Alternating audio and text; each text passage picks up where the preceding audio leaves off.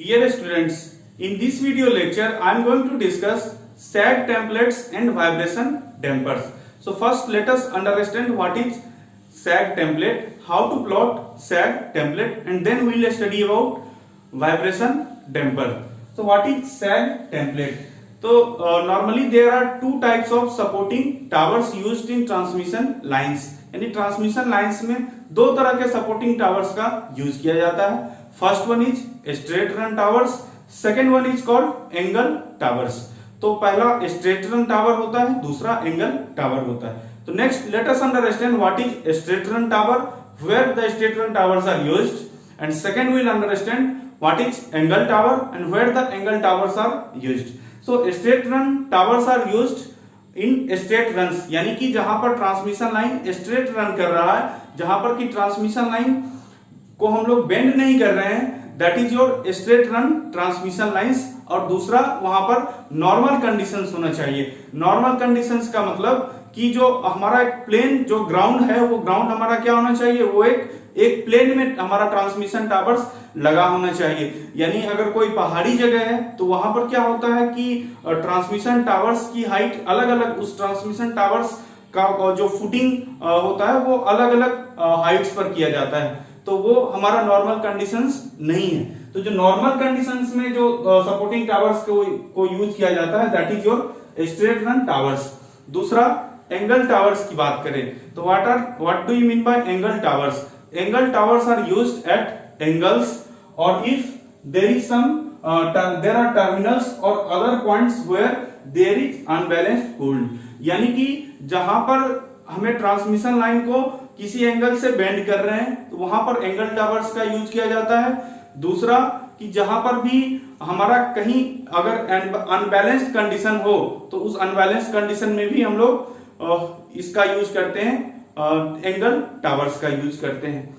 तो जब हम एंगल टावर्स का यूज अनबैलेंस कंडीशंस में करते हैं, एबनॉर्मल कंडीशंस में करते हैं, so of course the angle towers should be designed to withstand heavy loadings as compare to straight run towers.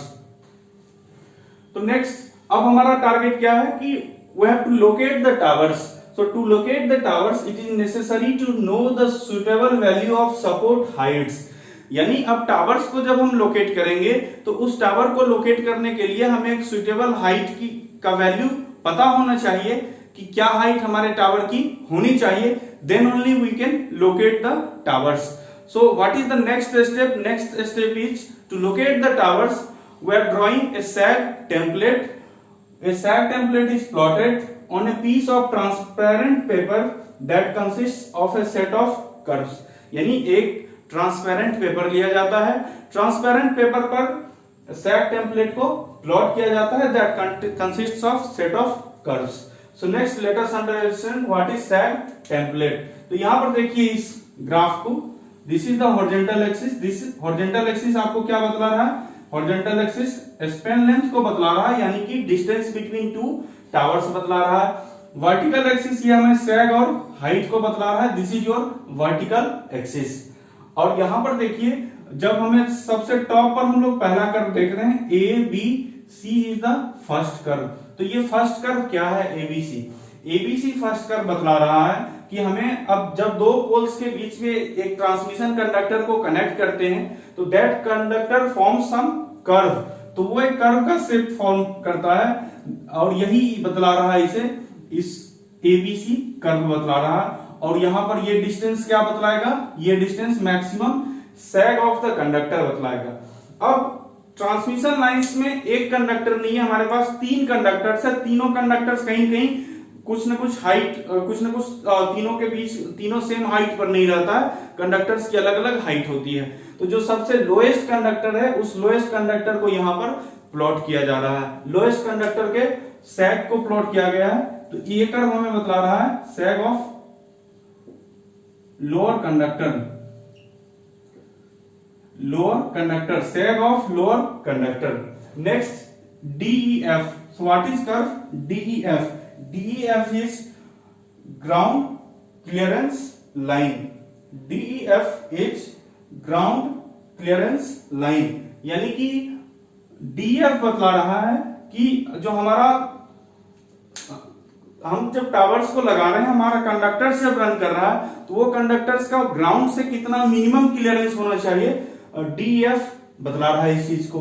Next GHI, तो GHI, what is GHI? GHI is called tower footing line. The curve GHI is called tower footing line. So what is tower footing line?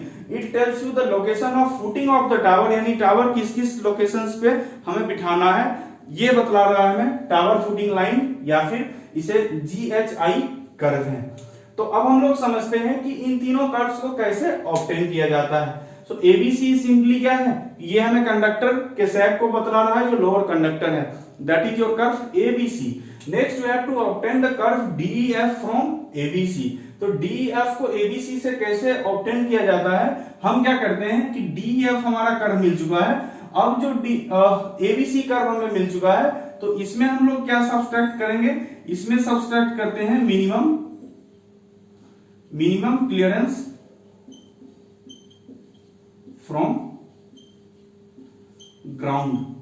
इस height को अगर AD क्या है, minimum clearance from the ground, तो ये पूरे curve में minimum clearance from the ground मान लेते हैं। अगर मिनिमम क्लियरेंस 5 मीटर है, तो जब हम पूरे कर्व में 5 मीटर सब्सट्रैक्ट कर रहे हैं, after subtracting the 5 metre height, ये हमें मिल रहा है यहां पर curve DEF. Next what is GHI? GHI हमें बतला रहा है फुटिंग लाइन को, टावर फुटिंग लाइन को। तो यानी क्या होना चाहिए, ये हमें जब एबीसी कर्व है पूरा, इस एबीसी कर्व में जब हम सब्सट्रैक्ट करेंगे यहां पर height of supporting tower, when we subtract height of supporting tower in the curve ABC, then you will get the curve GHI, then you will get the curve GHI। यानी अगर हम इसे समझें तो यहां पर देखिए,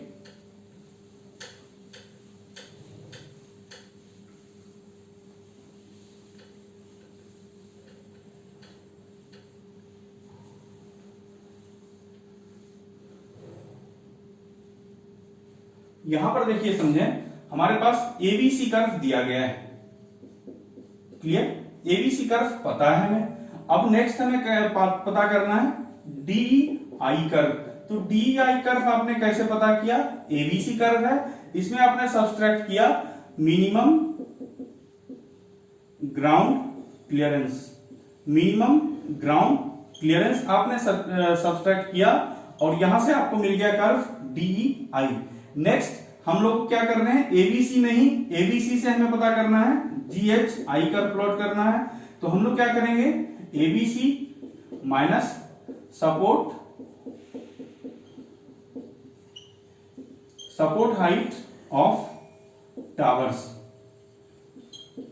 ABC minus support height of towers अगर हम कैलकुलेट करें, तो यहां से हमें क्या मिलेगा, कर्व जीएचआई मिलेगा। क्लियर? अब हम लोग समझते हैं कि minimum clearance from the ground क्या होना चाहिए। What should be the minimum clearance from the ground for different transmission lines और different power lines, whether it is service lines और व्हाटएवर इट इज। तो जो क्लियरेंस है हमारा, minimum clearance from the ground, minimum clearance from the ground. तो minimum clearance from the ground हम लोग कैसे पता करते हैं, it is based on Indian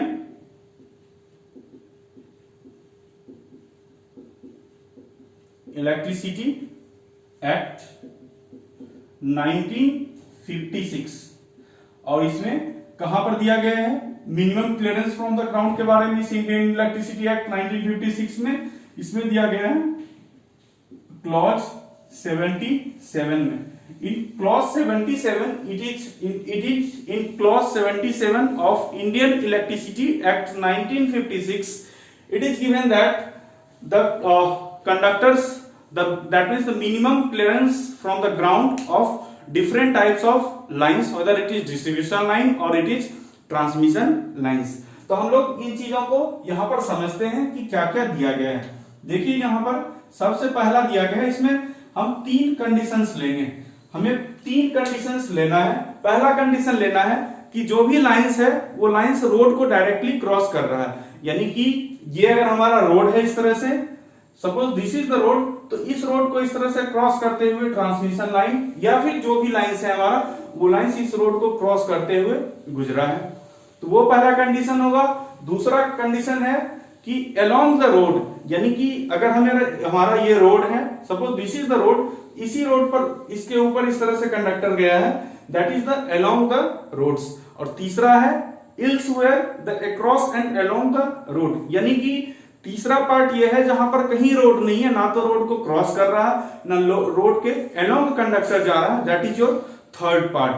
तो तीनों केसेस में क्या क्या हाइट, मिनिमम हाइट होनी चाहिए कंडक्टर्स की, इस चीज को हम लोग यहाँ पर इंडियन इलेक्ट्रिसिटी एक्ट 1956 क्लॉज 76 में जो दिया गया है, इसे हम लोग देखते हैं। तो पहला क्या दिया गया है, for across the street. Across the street का मतलब स्ट्रीट को आप क्रॉस कर रहे हो, तो अक्रॉस द स्ट्रीट में अब दो कंडीशन है, पहला लो एंड मीडियम लाइंस। तो for low and medium voltage, और यहां पर जो ग्राउंड का क्लियरेंस है ये हमारा लो और मीडियम, यानी कि पूरा ये वोल्टेज के बेसिस पर दिया गया है। तो यहां पर जो क्लियरेंस होना चाहिए, ये क्लियरेंस होना चाहिए 5.8 मीटर का। For low and medium voltage the clearance from the ground should be 5.8 metre if the line is across the street. Second, for high voltage, तो हाई वोल्टेज के लिए अगर हम देखें तो हाई वोल्टेज के लिए क्लियरेंस होना चाहिए 0.3 ऐड कर दीजिए 6.1 मीटर। ये हो गया for across the street. Come to second case, for along the street. For along the street, तो अलोंग द स्ट्रीट फिर से दो केस देखते हैं यहां पर। पहला low and medium voltage. Low और मीडियम वोल्टेज के लिए क्या होना चाहिए, इसमें 0.3 माइनस कर दीजिए, वही होता है 5.5 मीटर होगा पहला। और दूसरा यहां पर for high voltages, high voltages के लिए 0.3 ऐड कर दीजिए, यानी 5.8 मीटर होता है। ये रहा हमारा रोड के अक्रॉस और रोड के अलोंग अगर लाइंस जा रहा है, तो उस केस में कंडक्टर की मिनिमम हाइट यानी minimum clearance from the ground क्या होना चाहिए। अब हम लोग इसी में तीसरा केस देखते हैं, elsewhere across and along the road. Elsewhere across and along the street, इसका मतलब कि यहां पर जो ट्रांसमिशन लाइन जा रहा है, यहां पर कोई भी स्ट्रीट नहीं है, कोई भी सड़क नहीं है, कोई भी रोड नहीं है। तो वहां पर भी पहला केस ले रहे हैं, for low and medium voltage. यहां पर दिया गया है less than equal to 11 kilo volt तक के लिए जो क्लियरेंस होना चाहिए, that clearance should be 4.6 metre. That clearance should be 4.6 metre. लेकिन अब देखिए यहां पर एक कंडीशन और दिया गया है, 4.6 मीटर का clearance low and medium voltage में होना चाहिए, प्रोवाइडेड ये क्या होना चाहिए, नॉट इंसुलेटेड। नॉट इंसुलेटेड यानी कि ये ओपन वायर्स अगर गया हुआ है, ओपन कंडक्टर्स अगर गया हुआ है, उस केस में क्लियरेंस 4.6 मीटर का होना चाहिए। यहीं पर अगर देखते हैं दूसरा, for low and medium voltage, that means less than equal to 11 kilo volt, लेकिन यहां पर हमें दिया गया है इंसुलेटेड। यहां पर क्या है, अगर इंसुलेटेड कंडक्टर्स गया है, यानी कि ऊपर से अगर ओवरहेड केबल्स गया है, तो वहां पर क्लियरेंस होना चाहिए 4.0 metre. That means the 4 metre should be the clearance. अब तीसरा केस यहां पर देखते हैं, फॉर यहां पर देखते हैं थर्ड केस फॉर वोल्टेजेस। अब डायरेक्ट हाई वोल्टेज का देख रहे हैं, फॉर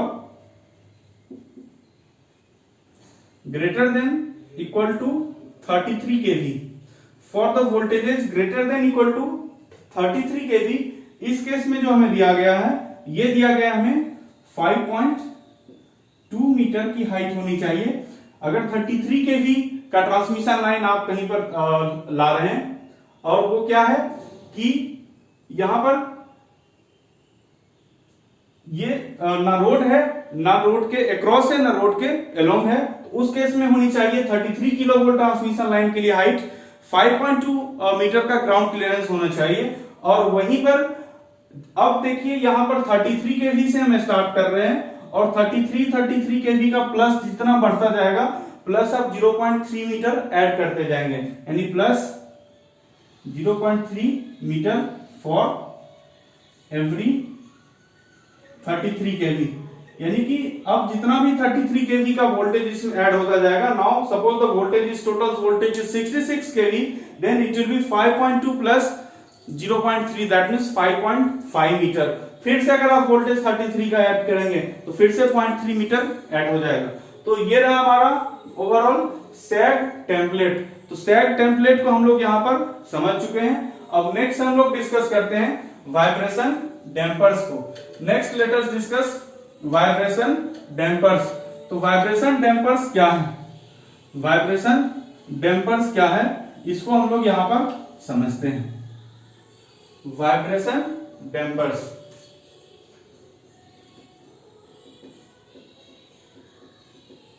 वाइब्रेशन डैम्पर्स। तो वाइब्रेशन डैम्पर्स को हम समझते हैं कि वाइब्रेशन डैम्पर्स क्या है। तो इसमें कहा जाता है कि ट्रांसमिशन लाइंस में वाइब्रेशंस होता है। मैं लिख रहा हूं यहां पर overhead lines, overhead transmission lines experience vibration in vertical planes,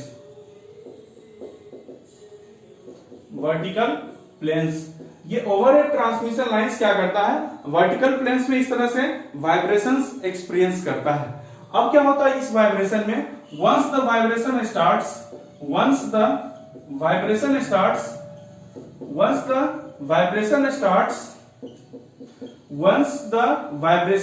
starts, it builds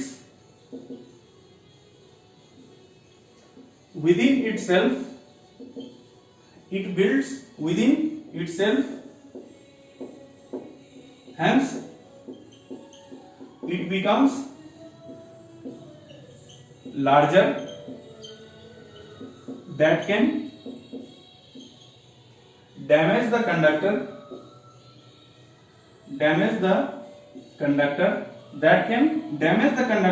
and there can be flashover,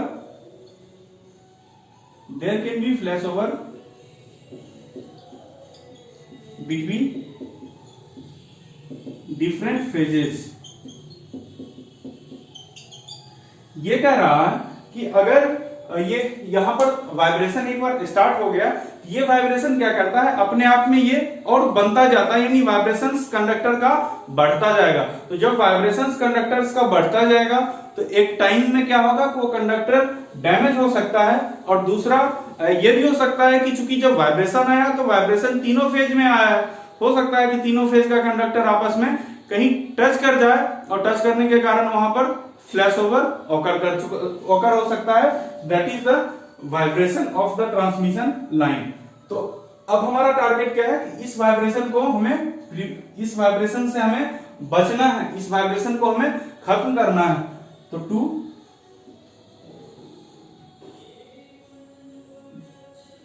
damp vibration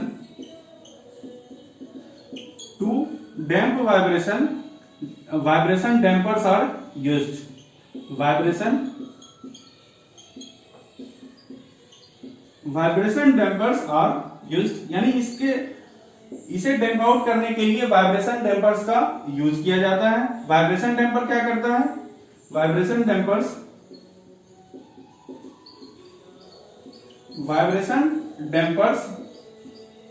absorb vibrational energy. Vibration damper absorbs vibrational energy and hence stops vibration, यानी ये vibrational energy को stop कर लेता है, absorb कर लेता है and hence it stops vibration. तो यहाँ पर एक टाइप है जो मोस्ट कॉमन टाइप है वाइब्रेशन डैम्पर का, वो है stock bridge damper. So what is stock bridge damper? इसके डायग्राम को हम लोग समझते हैं और स्टॉक ब्रिज डैम्पर कहां पर लगाया जाता है। तो ये देखिए हमारा एक ट्रांसमिशन कंडक्टर्स है, this is the transmission conductors, ये हमारा ट्रांसमिशन कंडक्टर है, this is the transmission conductor या ट्रांसमिशन लाइन कह रहे हैं। इस ट्रांसमिशन लाइन में एक क्लैंप की मदद से, जो क्लैंप होता है मैकेनिकल क्लैंप, ये मैकेनिकल क्लैंप यहां पर ट्रांसमिशन लाइन में लगाया जाता है। यहां पर इस मैकेनिकल क्लैंप की मदद से